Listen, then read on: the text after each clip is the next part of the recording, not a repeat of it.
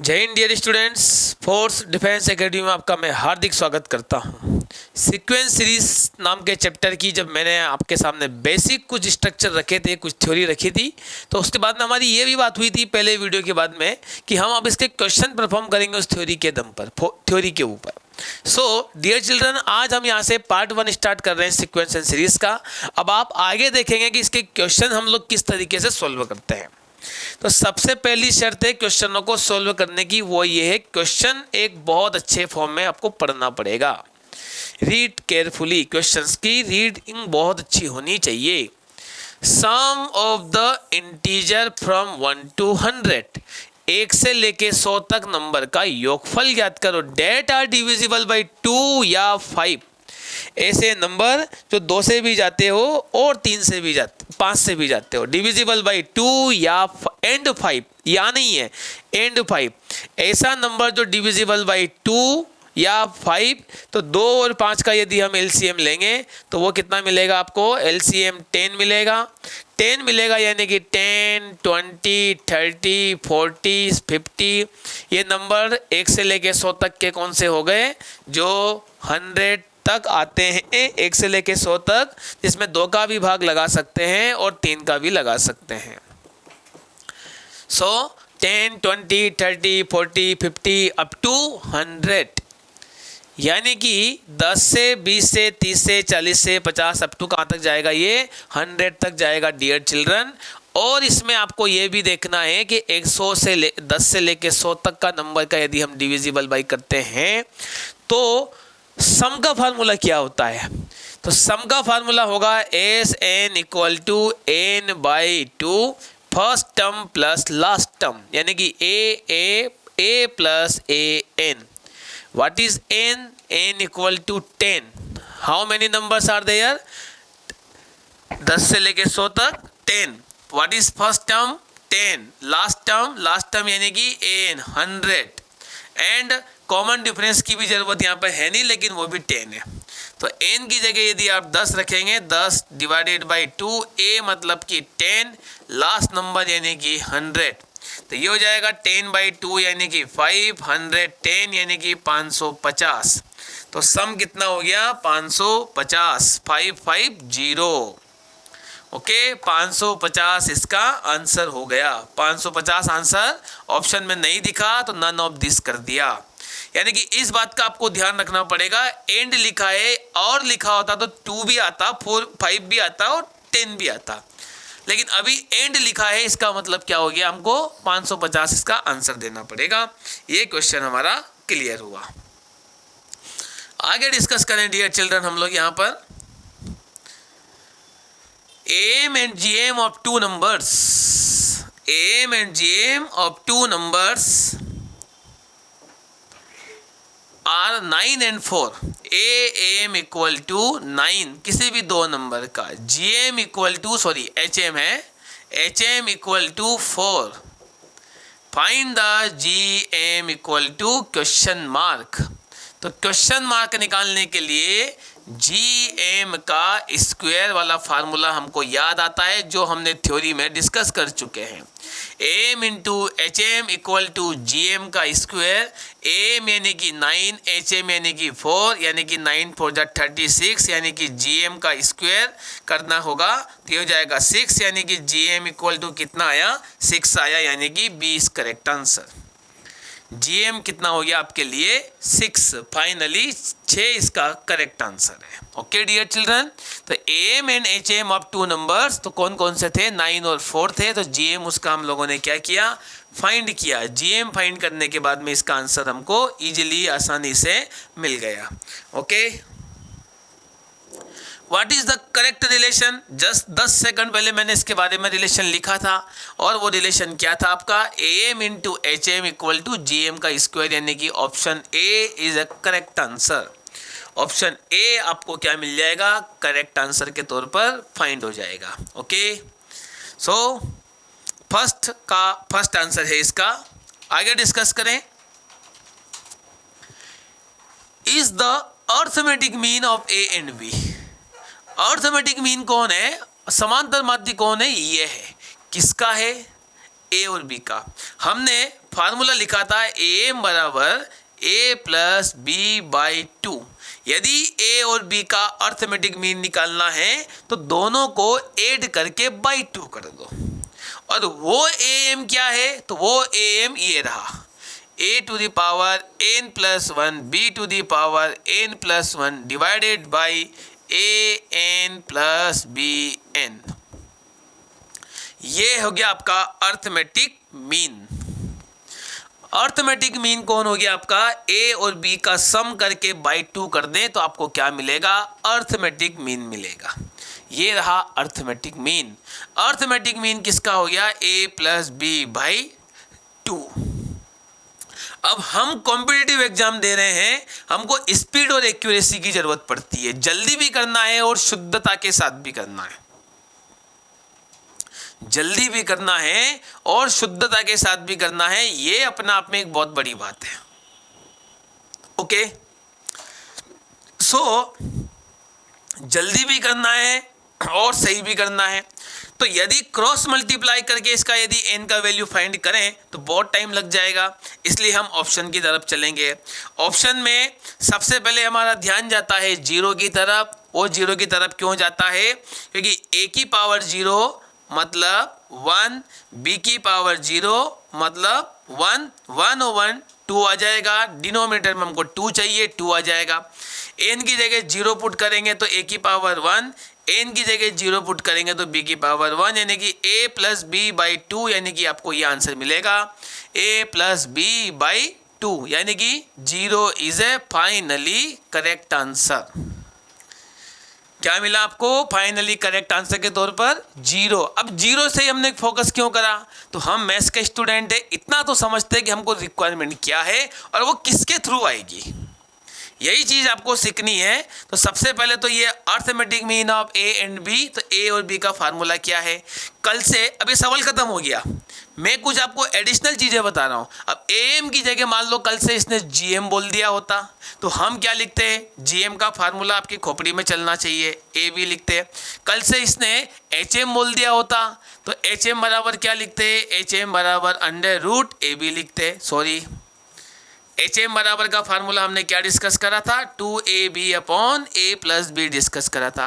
ये तीन चीज़ों का हम यहाँ पर यूज कर सकते थे। यदि वो सामने वाला am बोलता तो am, gm बोलता तो gm और hm बोलता तो hm।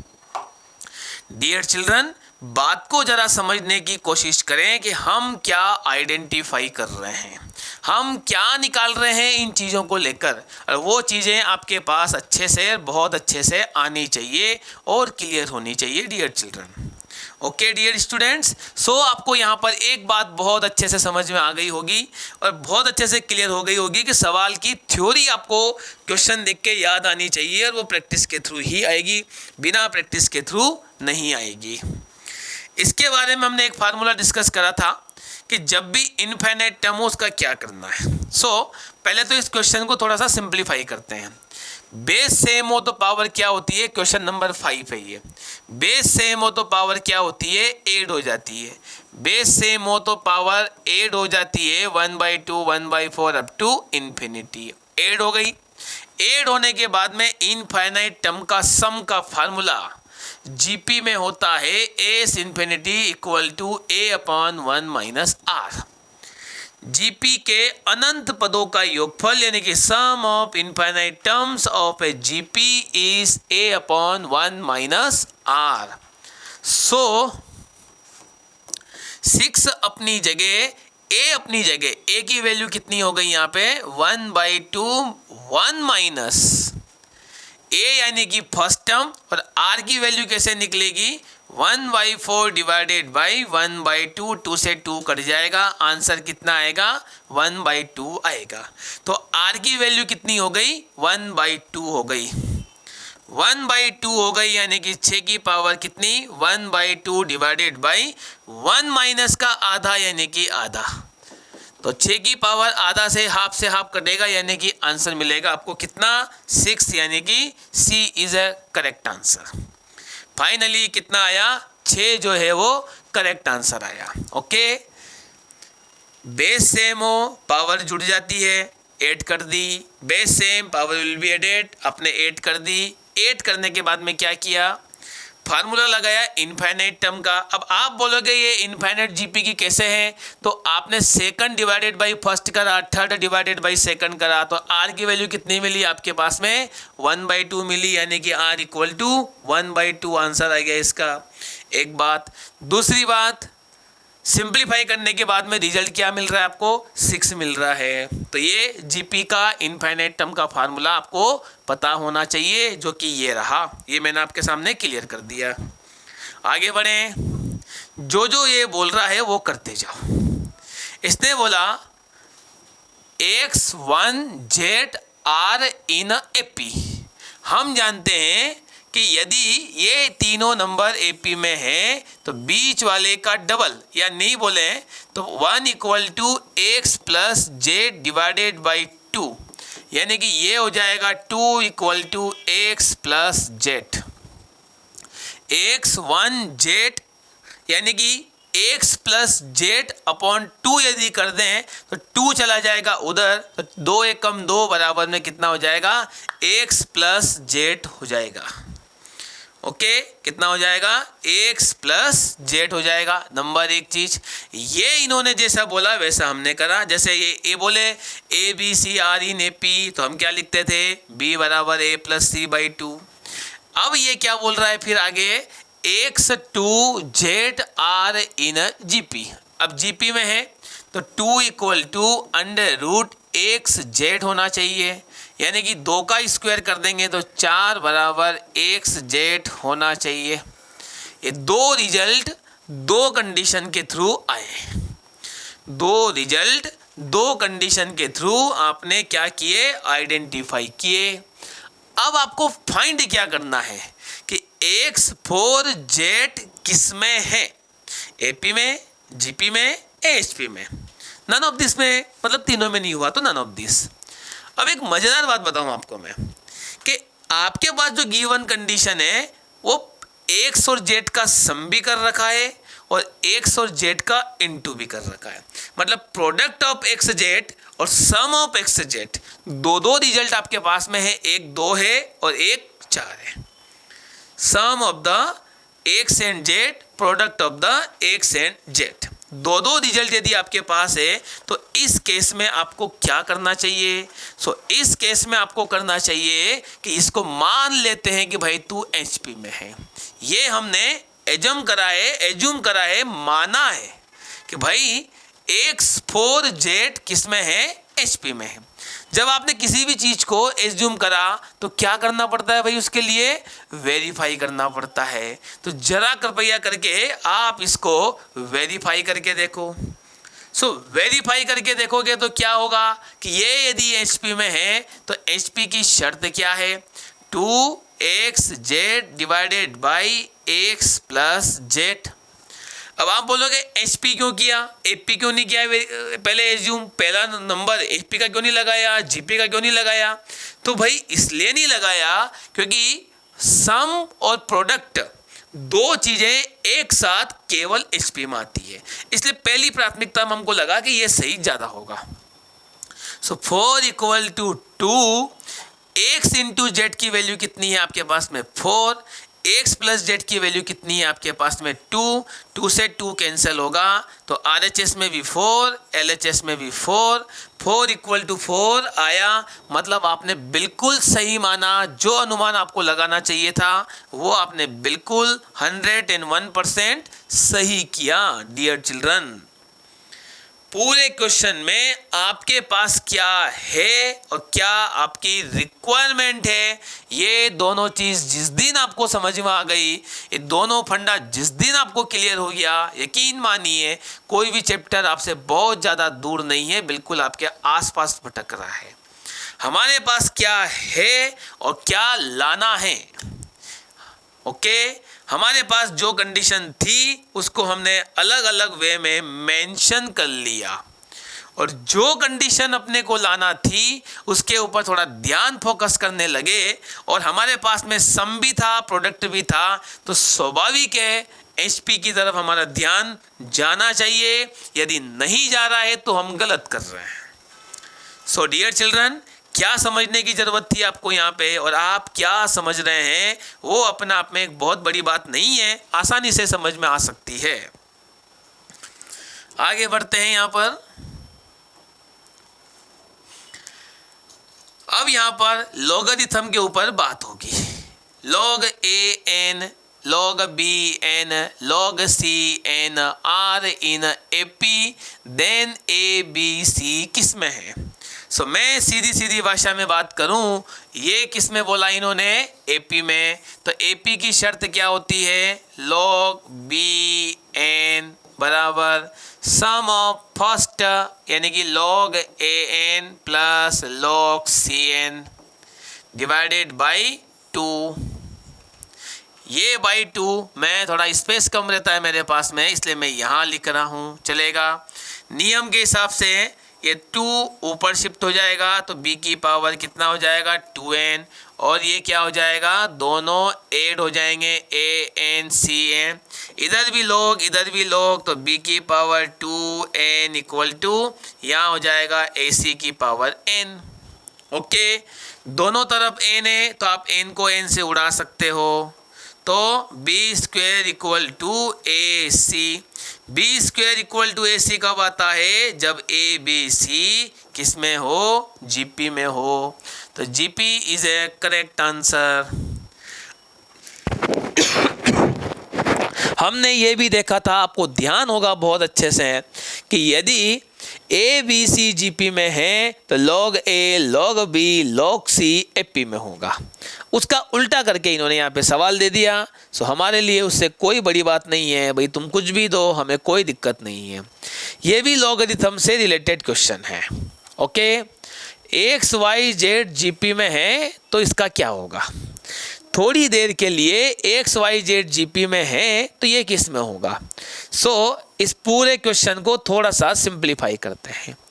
1 की जगह हम लोग लिख सकते हैं log e, इधर log x चल रहा है, सभी जगह 1 की जगह log e log y लिख सकते हैं। ओके, फिर 1 डिवाइडेड बाई 1 की जगह लिख सकते हैं log e, यहाँ हो जाएगा आपके पास में log z। फिर आगे देखिएगा 1 by log e x, 1 by log e y, 1 by log e z। मैं केवल सिंप्लीफाई कर रहा हूँ। सिंप्लीफाई करने का मतलब होता है कि आप जो जो जानते हैं उसमें अप्लाई करते जाओ। अब थोड़ी देर के बाद में देखेंगे कि ये 1 बाई 1 बाई 1 बाई है, तो इधर आ जाते हैं हम। हमको हमारे पास क्या है? हमारे पास है, बोले भाई एक्स वाई जेड जीपी में है, मतलब वाई स्क्वेयर बराबर कितना है? एक्स जेड है।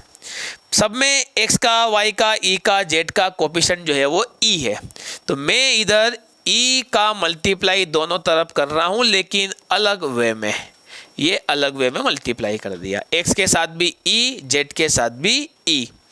दोनों तरफ का क्या ले लेंगे? लॉग ले लेंगे। दोनों तरफ का जब लॉग लेंगे तो log ई वाई, तो ये हो जाएगा log e x plus log e z. Okay, दोनों तरफ का log लेने के बाद में ये कंडीशन बनी, पावर नीचे उतर गई। अब ये शुरुआत जीपी से हुई थी, लेकिन ये तो log बन गया। log बन गया तो क्या हो जाएगा यहाँ पर? तो ये हो जाएगा आपके पास में log e x comma log e y comma log e z are in AP. ये एपी की शर्त हो गई। क्या हो गई? ये एपी की शर्त हो गई। log e x log e y log e z AP की शर्त हो गई। अब आपको क्या लाना है वो जरा देखो। log ई एक्स आपको 1/1 में चाहिए, तो ये सीरीज काय में बन जाएगी? आपकी HP में बन जाएगी, क्योंकि log AP की सीरीज को यदि उल्टा करते हैं 1/1/1 करते हैं तो आंसर जो मिलेगा वो AP का उल्टा हो जाएगा, HP हो जाएगा।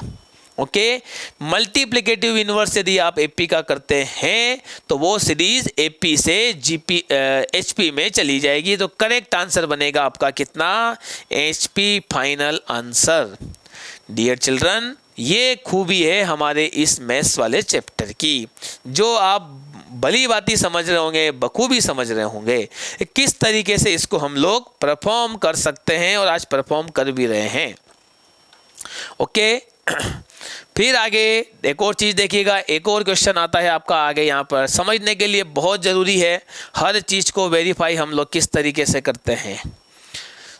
ये एपी में है, अब ये यदि एपी में है तो एपी लगाना चाहिए। ओके एपी क्या बोलता है, एपी बोलता है कि बीच वाले का डबल करो और आसपास वाले का सम करो। तो log 3 2x माइनस का 5, log 3 2x माइनस का 5, बीच वाले का डबल यानी कि ट्वाइस, और फर्स्ट और लास्ट को क्या कर दो, ऐड कर दो। ये ऐड कर दिया, फर्स्ट और लास्ट को क्या करना है, ऐड करना है, एपी की शर्त है। ये 2 आप ऊपर भेज दीजिएगा, क्योंकि log की प्रॉपर्टी बोलती है log ऊपर जा सकता है। तो 2x माइनस का 5 whole square equal to log 3, इन दोनों का क्या कर दें, इनटू कर दें, यानी कि 2x माइनस का 7/2, इधर भी log 3 इधर भी log 3, कंपेयर कर देंगे तो 2x माइनस 5 का whole square equal to 2x minus 7/2 का होल स्क्वायर, ये वाली चीज़ आ रही है। ओके अब ये एक प्रकार की क्या बन गई, इक्वेशन बन गई। अब इस इक्वेशन को सोल्व करने का हमारे पास में एक तरीका है कि 2x को y मानते हुए सोल्व करें, बट हम कॉम्पिटिटिव एग्जाम जब देते हैं तो ये सब हम नहीं करते हैं। इस बात का ध्यान हमको बहुत अच्छे से है, ये सब हम नहीं करते, हम सीधा सीधा वैल्यू पुट करके देखते हैं। तो जरा x की जगह 2 जगह अपने को 2 दिख रहा है, तो जरा 2 रख के देखें x की जगह। तो x की जगह यदि 2 पुट करा तो 2 की पावर 2 यानी कि 4 माइनस का 5 का होल स्क्वायर इक्वल टू 2 यानी कि 2 की पावर 2 यानी कि 4 माइनस का 7/2, 2 अंदर जाएगा तो 4 दूनी 8 माइनस का 7 यानी कि 1, 4 माइनस 5 का होल स्क्वायर यानी कि -1 का स्क्वायर यानी कि 1, तो 1 बराबर 1 आ रहा है, इसलिए आंसर 2 वाला सही होना चाहिए, परंतु दोनों आंसर गलत है। अब आप बोलोगे वेरीफाई किया उसके बावजूद भी गलत बता रहे हो, तो डियर चिल्ड्रन इसलिए गलत बता रहे हैं क्योंकि जब आप यहाँ पर x की जगह जब 2 और 5 पुट करोगे, 2 पुट करोगे तो ये रिजल्ट देगा -1, और log में हमने अक्सर बोला है log x greater than 0, x की वैल्यू 0 से बड़ी होनी चाहिए, ये हमने अक्सर बोला है और आप अक्सर समझते होंगे इन चीज़ों को। ओके तो ये जहाँ जहाँ आपको 2 दिख रहा है वो आंसर आपका क्या हुआ, गलत हुआ। अब आप ये भी बोल सकते हो सर इतना लंबा चौड़ा क्यों करा, वही वैल्यू रख देते, वही आंसर आ जाता।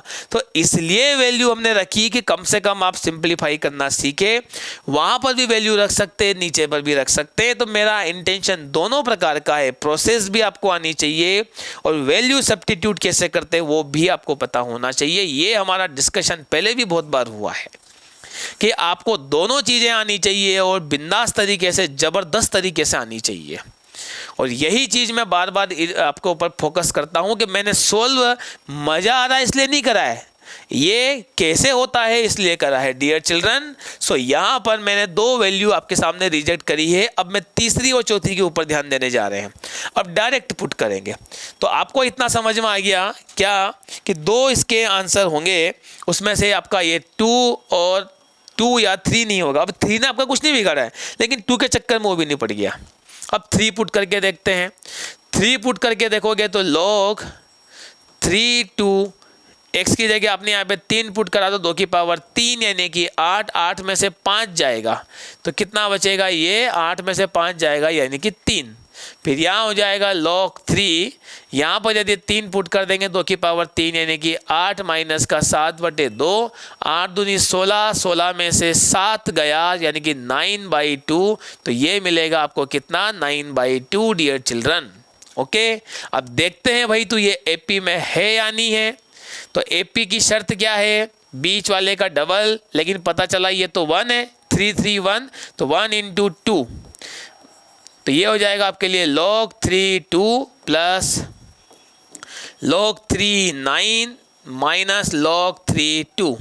log 3 2 से log 3 2 गया, log ये 9/2 को अलग अलग कर दिया, 9 को लिख सकते हैं 2 log 3 2, तो ये 3 की 9 मतलब 3 की पावर 2, 2 को आगे लिखा गया, ये 1 हो गया, 2 बराबर 2 आ रहा है, यानी कि B is a correct answer.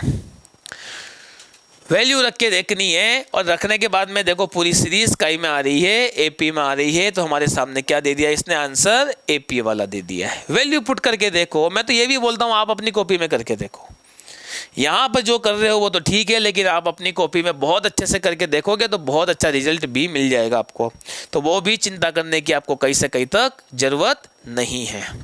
Okay, फिर ए बी सी जीपी में है, ए बी सी जीपी में है मतलब क्या हुआ, b² बराबर AC, जीपी की शर्त है ए बी सी जीपी में मतलब b² बराबर AC। ओके, अब यहाँ पर 3 जब ऐसी टर्म्स आती है तो हम क्या करते हैं, बराबर में लेमडा या कुछ और मान लेते हैं। मान लिया, यहाँ से a की वैल्यू निकालेंगे तो x की पावर जाएगी उधर, तो लेमडा की पावर हो जाएगी 1/x, b की वैल्यू निकालेंगे तो ये हो जाएगी लेमडा की पावर 1/y, c की वैल्यू लेमडा की पावर 1/z।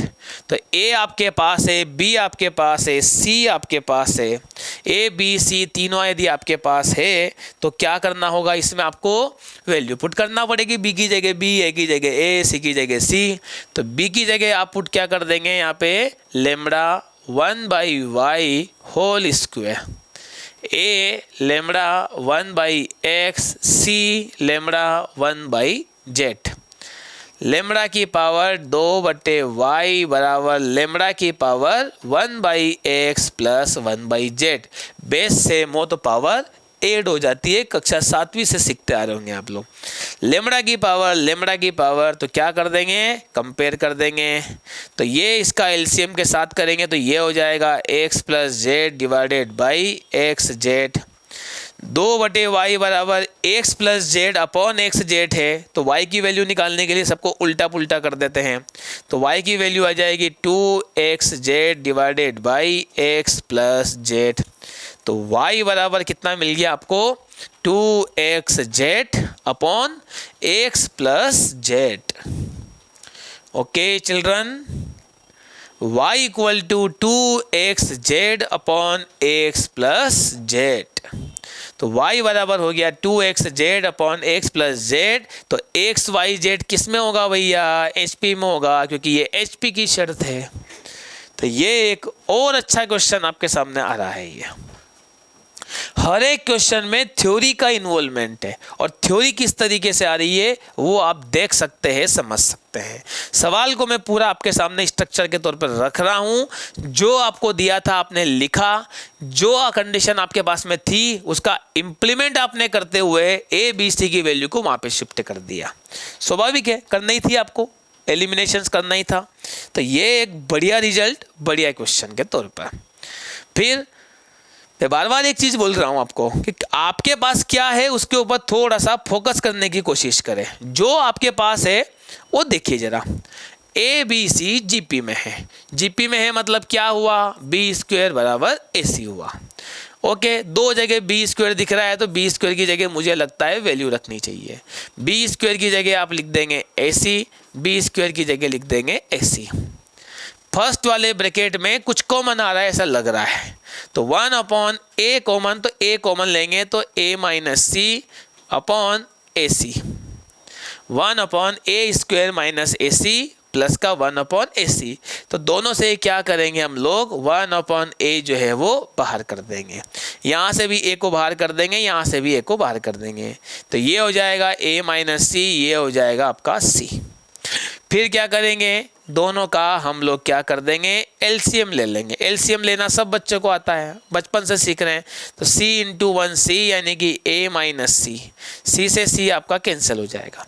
कैंसिल होने के बाद ऊपर केवल a बचा, तो a से a कैंसिल हो जाएगा। 1 upon a minus c into c बचा। उसके बाद क्या होगा, c का मल्टीप्लाई यदि अंदर कर देंगे तो ये हो जाएगा माइनस का c square, 1 by a c minus c square, 1 by a c minus अब सी स्क्वायर। अब मजा देखना, अब ऑप्शन में सारे स्क्वायर में आंसर है, तो ए सी की जगह अब अपने को क्या लिखना चाहिए, B square minus c square लिखना चाहिए। ए सी की जगह क्या लिखना चाहिए, B square minus c square लिखना चाहिए। 1 अपॉन ए सी माइनस सी स्क्वायर यानी कि B square minus c square लिखना चाहिए। किसकी जगह, AC की जगह, AC की जगह लिखना चाहिए B square minus c square यानी कि बी करेक्ट आंसर। शुरुआत में हमने बी स्क्वायर की जगह AC लिखा, आखिरी में आते आते AC की जगह बी स्क्वायर लिखा। यही तो मैथ्स है कि कब क्या लिखना चाहिए, कैसे लिखना चाहिए, बच्चों को भली भांति पता चलता है इसमें। कब क्या लिखना चाहिए, कब कैसे लिखना चाहिए, ये चीज़ें आपके सामने आती है, देखते भी हम लोग कई बार किसी भी तरीके से, और आप बेधड़क होकर इस सवालों को, फंडे को समझ रहे होंगे। ओके, सो 11 नंबर का ये जो क्वेश्चन है, ये बड़ा अनोखा क्वेश्चन है कि एक शुरुआत में RHS की जगह LHS और आखिरी में आता है LHS की जगह RHS। यही मैथ्स है, यही चीज़ अपने को देखनी है। इनफाइनाइट टर्म दिख रही है, यानी कि GP का फार्मूला इनफाइनाइट टर्म का। शुरुआत में भी एक क्वेश्चन आया था आज के वीडियो में, तो S infinity equal to a upon 1 minus r. यहाँ पर एस इन्फिनिटी की वैल्यू आपको ऑलरेडी दी हुई है जो कि x है, क्योंकि सम के इक्वल टू में x लिखा हुआ है। a की वैल्यू हो जाएगी 1, r की वैल्यू निकालेंगे तो y बाई 1 यानी कि y।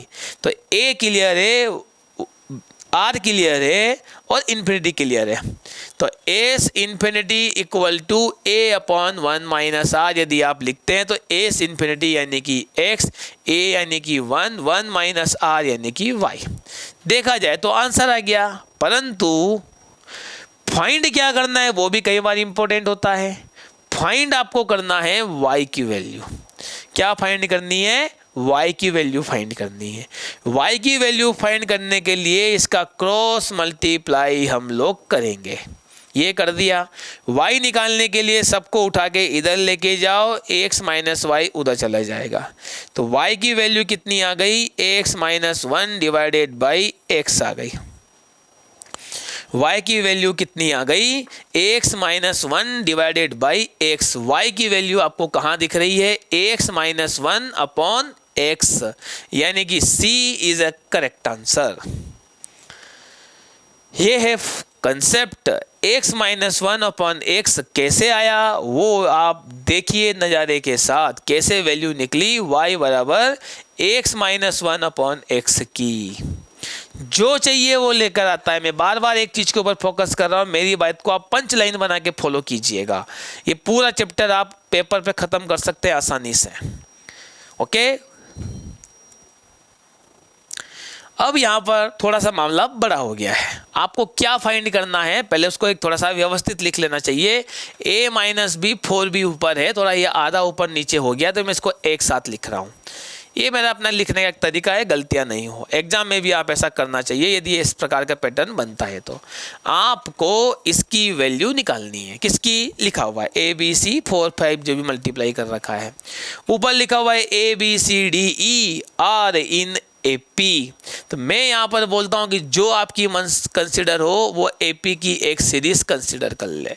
मैंने ऐसी कंसिडर करी है ABCDER इन AP, यानी कि 1 2 3 4 5 कंसिडर।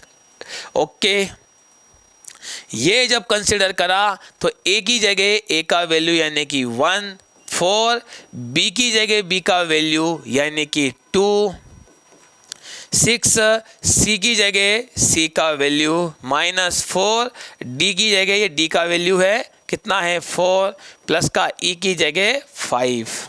ये वैल्यू हमने कंसिडर करी है। किसकी जगह कंसिडर करी है, एक बार बहुत अच्छे से देख लीजिएगा। a minus 4b 6c minus 4d plus e। a की जगह a, b की जगह b, c की जगह c, d की जगह d, e की जगह e, जो भी था उसको लिखा। सिंप्लीफाई करें, 1 माइनस 4 2 जा 8 प्लस का 6 3 जा 18 माइनस 4 चौक 16 प्लस का 5।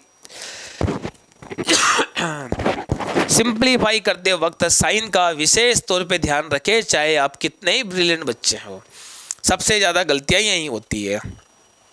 1 माइनस 8 यानी कि माइनस का 7, 18 माइनस 16 यानी कि प्लस का 2 प्लस का 5, 5 और 2 7, 7 में से 7 जाएगा यानी कि 0, यानी कि सी इज़ अ करेक्ट आंसर। सी जो है वो फाइनली करेक्ट आंसर हुआ। ओके डियर चिल्ड्रन, कंसेप्ट समझ आया होगा, कंसेप्ट का तरीका आपको समझ में आया होगा। तो सी का मतलब 0 जो है वो करेक्ट आंसर है। ओके, सो ये एक बहुत अच्छा क्वेश्चन हमने आज परफॉर्म करा है।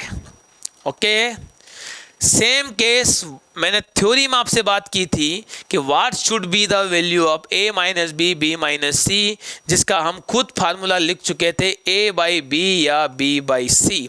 पर कई बार बच्चों को फार्मूला नहीं आता है कि सी इसका आंसर है कि क्या है। हर चीज़ का हमारे पास तरीका है, सॉल्यूशन है। जीपी का कोई भी एग्जाम्पल ले लीजिएगा तो आप 2 4 8 भी ले सकते हैं, यानी कि A2 B4 C हो जाएगा आपके लिए कितना 8, A हो जाएगा 2, B हो जाएगा 4, B हो जाएगा 4, C हो जाएगा 8। 2 माइनस 4 यानी कि माइनस का 2, 4 माइनस 8 यानी कि माइनस का 4, यानी कि 2/4 यानी कि 1/2। अब 1/2 किस में होगा, तो a इंटू बी करने पर 4 दूनी 8 हो रहा है, 8 चौक 32 हो रहा है, गलत है। a की जगह 2, b की जगह 4 या b की जगह 4, c की जगह 8, 2/4 यानी कि 1/2, 4/8 ऑल्सो 1/2 यानी कि c is correct answer. Formula याद रहा तो 5 सेकंड, नहीं याद रहा तो 20-25 सेकंड लगेंगे, लेकिन सवाल तो बनेगा इसका। और यही क्वेश्चन है जो एग्जाम में छपता है कई बार, और ये एनडीए के और एनए के पेपर में आपको आसानी से दिख भी सकता है। ओके, फिर हमारी हमेशा बात हुई है, जो आपके पास है वो लाने की भरपूर कोशिश करें। और यदि ये जीपी में है और ये एक जीपी की सीरीज़ है जो 1 से स्टार्ट हुई है और 16 आ रहा है, 16 यानी कि 2 की पावर के फॉर्म में आ रहा है, तो इस पूरी सीरीज़ को हम 1, x की वैल्यू 2 होगी, y की वैल्यू 4 होगी, z की वैल्यू 8 होगी, देन 16 होगा। आपका पहला नंबर और 5वां नंबर देखो बैलेंस है, 1 भी है और 16 भी है। बीच में 3 नंबर आ रहे हैं, एक आ रहा है x, दूसरा आ रहा है y, तीसरा आ रहा है z। तो x, y और z 3 नंबर यहाँ पर मौजूद हैं और तीनों नंबर का सम आपको फाइंड करना है। देखो जीपी बैलेंस हुई कि नहीं हुई, हुई तो x plus y plus z का यदि सम करेंगे तो 14 आंसर होगा, यानी कि C is a finally correct answer. C जो है वो इसका आंसर हो जाएगा। 14 जो है इसका correct answer. 1x y z 16 are in AP का ये बेसिक कंसेप्ट, बहुत अच्छा सवाल। सीरीज यदि आपको आ गई तो समझ लो आपका काम हो गया, नहीं तो गया, ये मान के चलिएगा। In a GP m plus n term is a p, m minus n term is a q, यानी कि जीपी में n जो जीपी में m प्लस n जो टर्म है वो है p, m minus n term जो है वो है q, और यहाँ पर m टर्म आपको फाइंड करनी है मतलब कि क्वेश्चन मार्क। इस सवाल को हम यदि सीधे तरीके से करेंगे, जो प्रोसेस का पार्ट था 11th में, तो बहुत सारा टाइम भी लगेगा और गलतियां होने की संभावनाएं भरपूर है। सो मैं आपको यहाँ पर एक अलग तरीका बता रहा हूँ, उसको ज़रा समझना। जीपी का कोई भी एक एग्जाम्पल ले लें, आपकी मर्जी पड़े वहाँ तक ले, लेकिन कम से कम 1 2 4 8 16 32 64 तक तो कम से कम ले। इसमें एम की वैल्यू आप डिसाइड कर ले, चूंकि याद रखना m plus n m minus n, तो एम एन से बड़ा होना चाहिए। तो मान लो आपने एम ले लिया 4 और एन ले लिया 3, सो 4 प्लस एम यानी कि एम 4 और 3 7, सातवां पद आपके पास होना चाहिए। 1 2 3 4 5 6 7, सातवां पद है आपका 64। एम माइनस एन, ये m plus n, m minus n यानी कि पहला पद होना चाहिए जो कि 1 है, ये 1 आ गया। ये दो रिजल्ट आपके पास है। सामने वाले ने क्या पूछा है, वो पूछा है, और इन्होंने सातवां पद आपको दिया था, वो दिया था P, तो P हो जाएगा 64, Q हो जाएगा 1, ऐसा इन्होंने लिखा था। ये M प्लस N यानी कि 4 और 3 7, 4 में से 3 गया यानी कि 1, तो P और Q की वैल्यू आपके पास है। नंबर एक चीज, अब एमवा पद निकालना है, मतलब एम निकालना मतलब कि 4 निकालना है। क्या निकालना है? 4 निकालना है। 4 का पद कौन सा है? तो 1 2 3 4 यानी कि 8 है। अब 8 इसका आंसर आया। अब 8 आंसर P बाई Q के फॉर्म में देखो कब है, तो P अपॉन Q यानी कि 64/1, 8 तो नहीं है, गलत है भाई।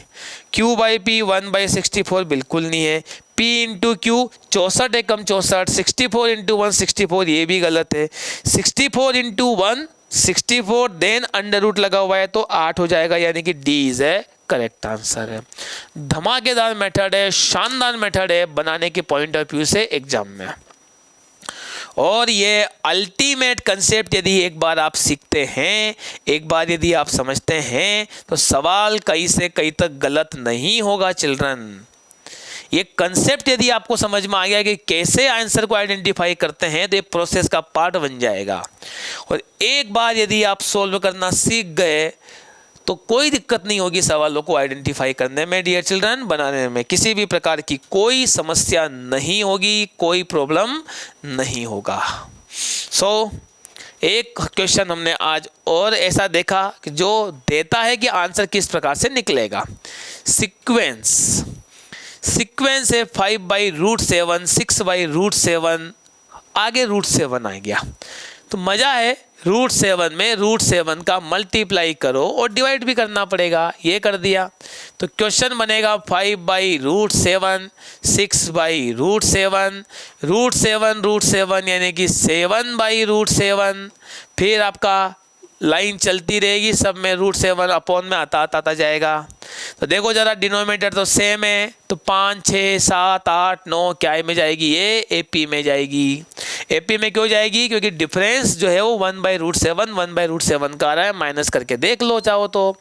6/√7 माइनस 5/√7, या फिर 7/√7 माइनस का 6/√7, 1/√7 इसका आंसर आपको मिलेगा।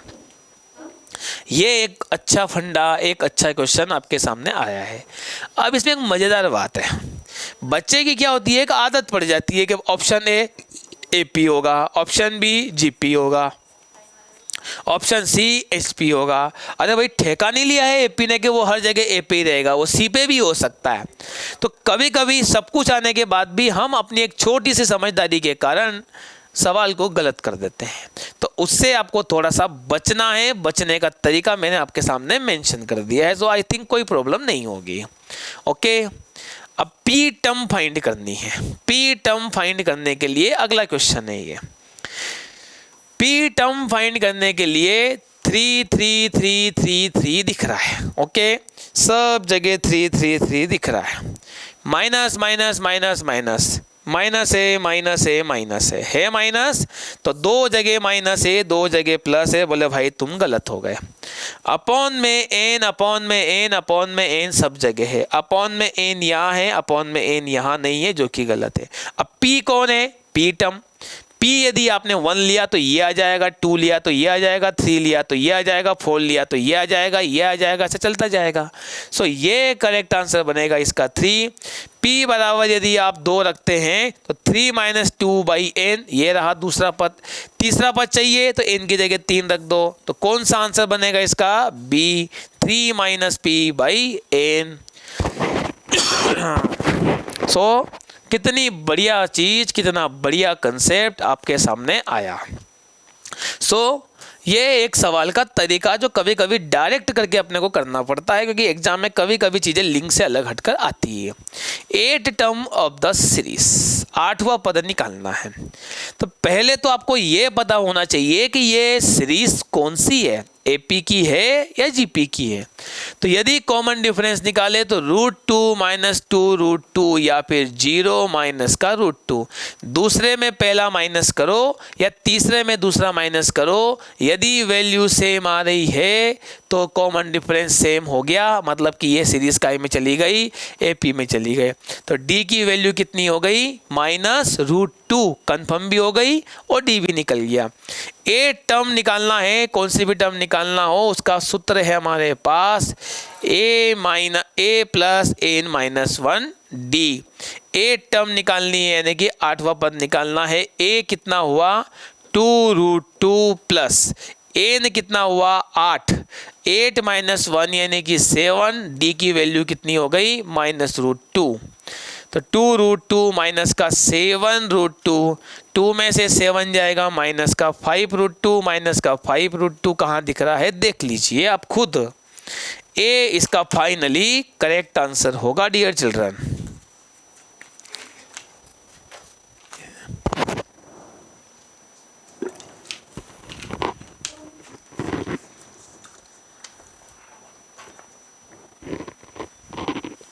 ओके, 8 इसका करेक्ट आंसर होगा, 8 टर्म ऑफ द सीरीज। ठीक है, आगे डिस्कस करें हम लोग।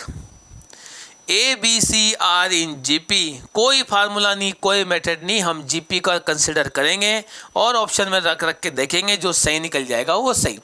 ABC जीपी में है, मतलब कि आप जीपी के 3 नंबर ले सकते हैं जो कि 1 to 4 होंगे। 1 2 3 जनरली हम लोग काय के लिए लेते हैं, एपी के लिए लेते हैं। यहाँ पे 1 2 4 जीपी के लिए होता है। जरा वैल्यू रख के देखें हम लोग, यहाँ पर ए की जगह 1, b² मतलब 4 और a² मतलब 1 का स्क्वायर, c यानी कि 4, b² मतलब 4, c² मतलब कि 16। बैलेंस कहीं से कहीं तक नहीं हो रहा है इसलिए गलत है। रख के देख रहे हैं, a की जगह 1, b² मतलब कि 4, c² मतलब कि 16, c यानी कि 4, a² मतलब 1, b² मतलब कि 4। 4 और 1 5, 5 चौके 20, 16 4 20, 20 = 20 यानी कि 20 करेक्ट आंसर है। सी की तरफ झांक के फिर भी नहीं देखना है, लेकिन इतना जरूर देख लेना कि कहीं सी और डी सेम आंसर तो नहीं है। कई बार ऐसा होता है कि ओनली ए एंड बी वगैरह इस प्रकार का। So b is a correct answer. Value put करके देखी और ये रिजल्ट आपके सामने यहाँ पर एक आया। ओके, सो इसमें भी किसी को कोई कंफ्यूजन, कोई दिक्कत, किसी भी प्रकार की संभवता नहीं होगी, ऐसा मुझे लगता है। ये एक बहुत स्पेशल कैटेगरी का क्वेश्चन है। आपके नॉलेज के लिए एक बात बता दूं, ये कक्षा 9th का क्वेश्चन है ये। और recurring, non recurring, terminating, non terminating number जब आपने पढ़े थे तो इसी प्रकार के नंबर कुछ आए थे। तो इसकी अपनी एक प्रोसेस है। पहले तो ये जो 2 डॉट आपको दिख रहे हैं ना, ये 23 के ऊपर जो डॉट लगे हुए हैं 2 के ऊपर और 3 के ऊपर, तो 23 आप उसको क्या लिख सकते हैं, बार लिख सकते हैं। और बार का मीनिंग जो है वो सभी बच्चे जानते हैं, 2 3 2 3 2 3 2 3 dash dash dash dash dash. 0.4 power base में जो है बार है वो 2 3 2 3 यानी कि वो रिपीट होता जाएगा, कभी ख़त्म नहीं होगा। तो इस पूरे सीरीज को आप एक से कंसीडर कर लीजिएगा, 0.42323232323 जहाँ तक मर्जी पड़े वहाँ तक। इसको कुछ इक्वेशन नाम मत देना, इसमें 10 का मल्टीप्लाई करना। अब बच्चा बोलेगा सर आपकी इच्छा हुई आपने 10 का मल्टीप्लाई कर दिया, हमारी इच्छा होगी 20 का तो 20 का कर देंगे, क्या बनेगा की बात। भाई मेरा ध्यान आंसर पे है, 10 का ही मल्टीप्लाई क्यों करा ये थोड़ी देर के बाद समझाता हूँ, या खुद ब खुद आपको समझ में आ जाएगा। तो 4 इधर आ जाएगा तो 4.23232323 ऐसे करते करते आता जाएगा। अब इसको इक्वेशन नंबर 1 नाम दे दीजिएगा।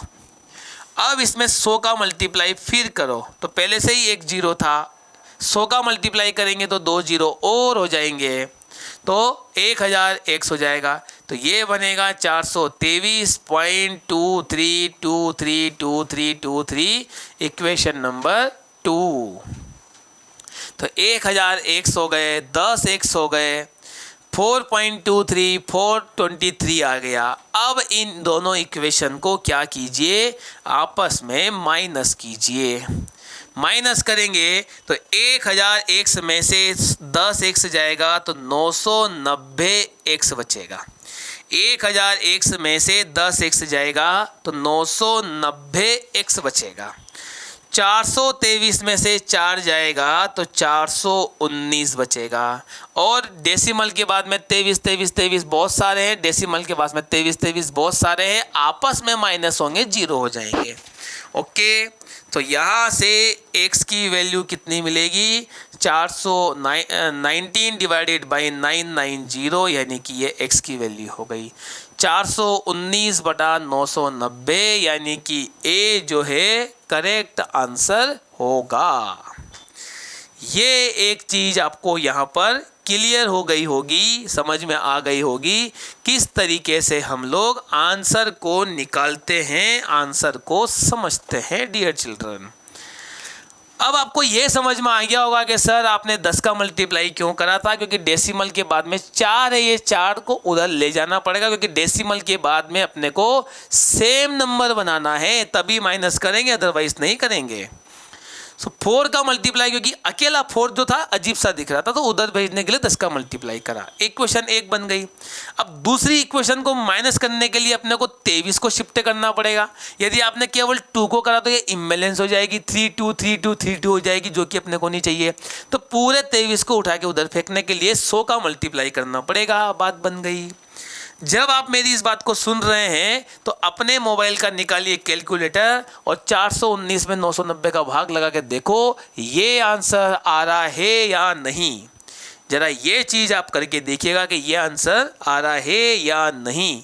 ये चीज़ यदि आपने देखी तो आपको खुद को समझ में आ जाएगा कि कैसे वैल्यू निकाल रहा हूँ मैं और कैसे आंसर आ रहे हैं। ओके चिल्ड्रन, सो यहाँ पर ये एक बहुत अच्छा क्वेश्चन आया है। और अब इसके बाद में हम यहाँ पर आगे कल डिस्कस करेंगे इसका एक सेकंड पार्ट। मैंने ये फर्स्ट पार्ट बनाया आपके जनरल सामान्य सवालों के लिए। एकदम सिंपल क्वेश्चन है, साधारण क्वेश्चन है, थोड़ी बहुत थ्योरी लग रही है, थोड़ी बहुत दिमाग लग रहा है और आंसर बन रहा है पूरा। ये सारे क्वेश्चन जो है वो प्रीवियस ईयर से लिए गए हैं। एनडीए और एनए और एयरफोर्स के प्रीवियस ईयर का सिलेबस प्रीवियस ईयर का मैं आपके सामने पेश कर रहा हूँ। और आपको इसमें क्या देखना है, क्या समझना है, सवालों को कैसे सोल्व करते हैं। तो इस फर्स्ट पार्ट को जब आप सोल्व करें तब आप देखें कि सवालों का तरीका क्या हो सकता है। सीक्वेंस सीरीज के नहीं करते करते एनडीए एनए में 4 से लेकर 6 क्वेश्चन तक एग्जाम में आते हैं और ये सारे क्वेश्चन बन सकते हैं यदि आपका दिमाग प्रॉपर वे में चलता है तो। ओके डियर चिल्ड्रन, सो ये वीडियो आप लोग देख रहे हैं, इसके लिए आपका बहुत बहुत धन्यवाद, शुक्रिया और जय हिंद जय भारत।